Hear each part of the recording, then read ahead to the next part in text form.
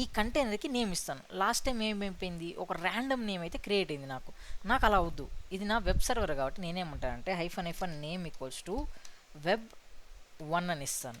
ఓకేనా, వెబ్ 1 అని ఇచ్చి ఇంజినెక్స్ ఏదైతే ఉందో దాని నేమ్ ఇస్తాను, లేదంటే ఇమేజ్ ఐడి అయినా మీరు ఇవ్వచ్చు.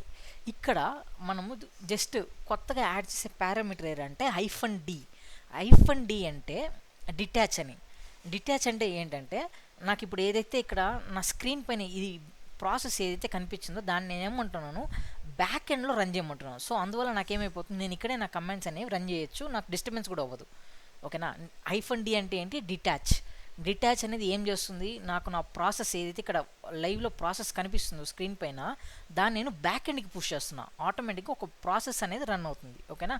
ఇప్పుడు నేను docker run -d -name web 1 nginx అని ఇచ్చి ఎంటర్ ఇస్తే చూడండి, నేను ఇప్పుడు నా టెర్మినల్లోనే ఇదే టెర్మినల్ నేను యాక్సెస్ చేయగలుగుతాను. ఎందుకంటే ఇది ఏదైతే ప్రాసెస్ ఉందో ఆ ప్రాసెస్ అంతా నాకు బ్యాక్ ఎండ్లో రన్ అవుతుంది ఇప్పుడు. ఓకేనా. సో ఇప్పుడు చూద్దాం, డాకర్ పిఎస్ కమాండ్ ఇస్తాను.